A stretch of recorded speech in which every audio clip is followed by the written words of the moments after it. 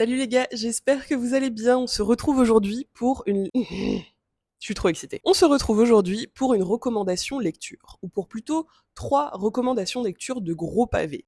Avec l'été qui approche, je pense qu'il est temps de se mettre à lire des gros livres, parce que vous allez avoir du temps sur la plage, dans l'avion, dans le train, dans la voiture, chez vous, au travail. Et donc, j'ai envie de vous proposer 3 pavés et 3 classiques, mais qui se lisent comme un livre de 100 pages. Parce qu'en fait, vous êtes tellement dans l'histoire et vous avez tellement envie de comprendre ce qui se passe et de savoir comment ça finit que vous allez les lire avidement.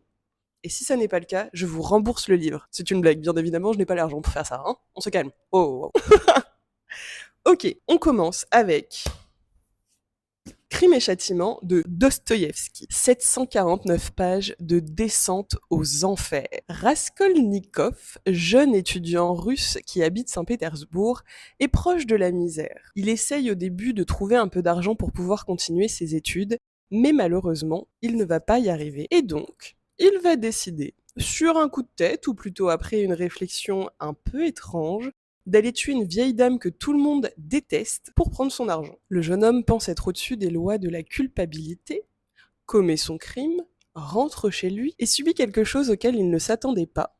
Il sombre dans un enfer psychologique. Et la beauté de ce livre, c'est que vous aussi.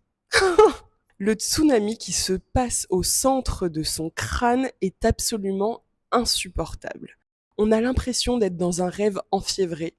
On se prend à lui hurler d'arrêter de dire qu'il est coupable ou pas coupable, ou de se cacher, ou de se rendre à la police. Il nous fait peur et en même temps, on a presque envie que ça s'arrête et qu'il soit condamné pour son crime. Mais ce qui est vraiment intéressant, c'est de trouver, à l'intérieur de ces pages, l'origine de sa réflexion et pourquoi il est aussi tourmenté. Bienvenue dans la descente aux enfers qui vous fera questionner vos propres pensées.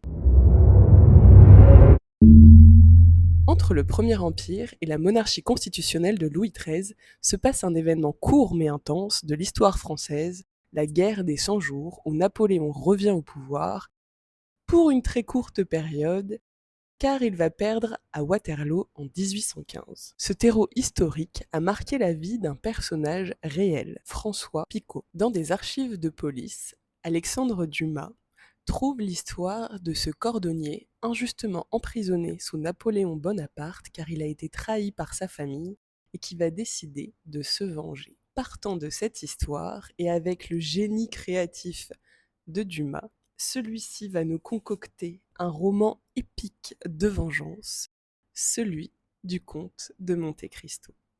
Au cours des 1254 pages que fait ce roman, nous suivons Edmond Dantès alors qu'il descend aux enfers après une condamnation injuste. Il passera plusieurs années en prison, des années absolument formatrices qui vont le transformer comme du jeune marin qu'il était à un vilain qui cherche à se venger.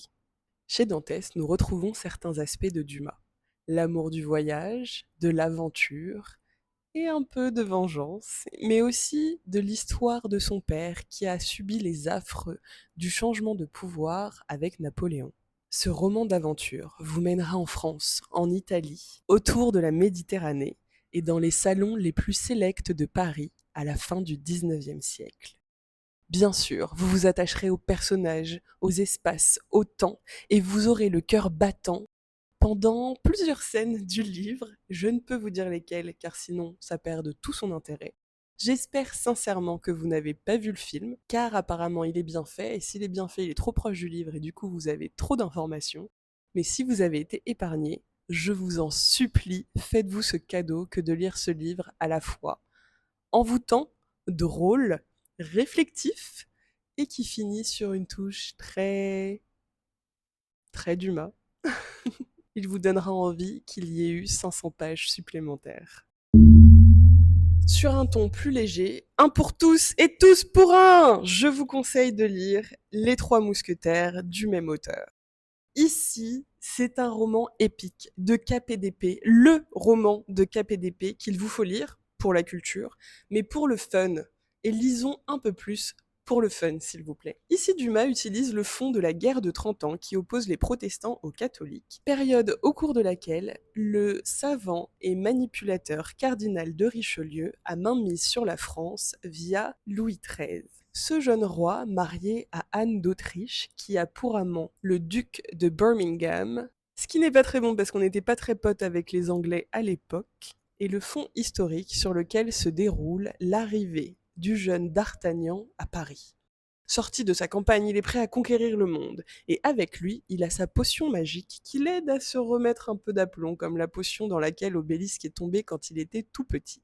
De Paris à La Rochelle, en passant par Londres, ce roman vous fera battre votre cœur et vous donnera envie de lire la suite et celle d'après, qui, je l'espère, seront aussi romanesques que celle-ci. Entre amitié, coup du destin, mais aussi romance et manipulation politique, il y a de tout pour vous tenir en haleine.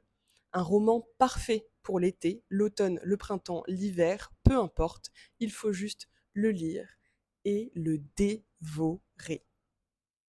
C'est tout pour moi, j'espère que ces recommandations vous auront plu. N'hésitez pas à me faire aussi des recommandations en commentaire. Je vous fais des gros bisous et je vous dis à plus tard.